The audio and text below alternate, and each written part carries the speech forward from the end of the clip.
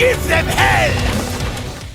Good evening, ladies and gents, back with another weekly patch video. I read the news, so you don't have to. Stick me on in the background and let's get stuck straight into this. So, update of the 2nd of February 2023.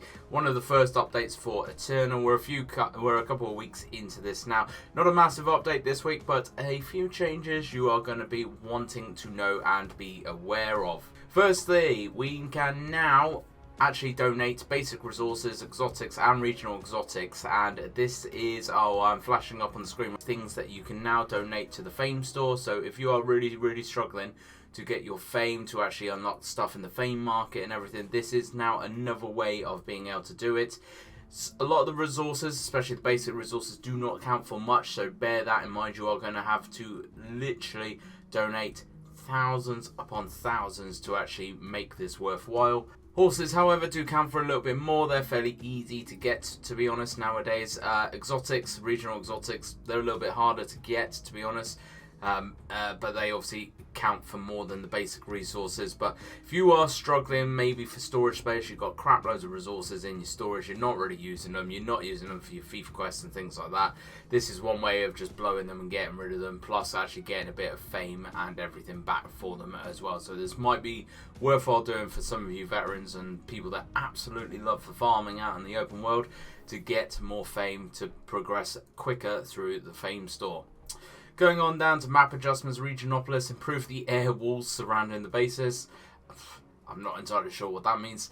Miscellaneous adjustments, that the Artificer's Stones now have been added to the Hero Materials drop-down filter on the item market. Their suggested price has been raised to 15,000 silver, so that is quite pricey per stone.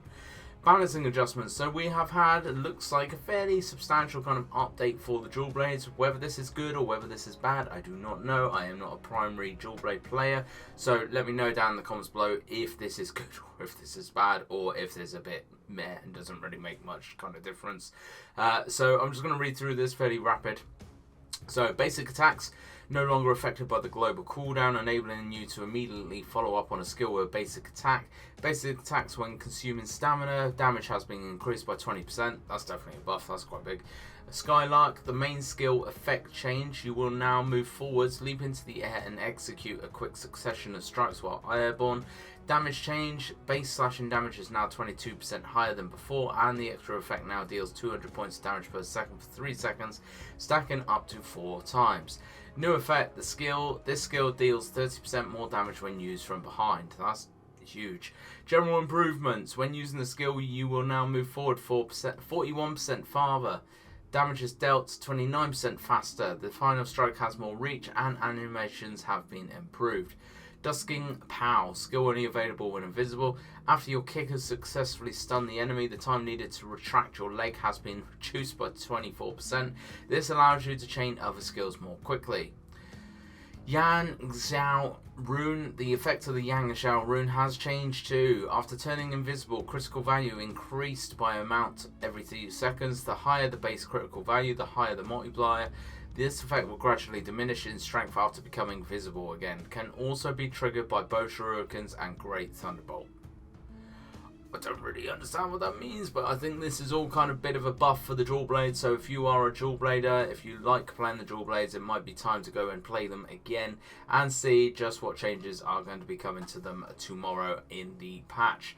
So just some miscellaneous bug fixes for the maps. So fix an issue where characters may get stuck in the walls of Dasuo Fort. Fix an issue with the flower bed colours in Kurat Castle Redux.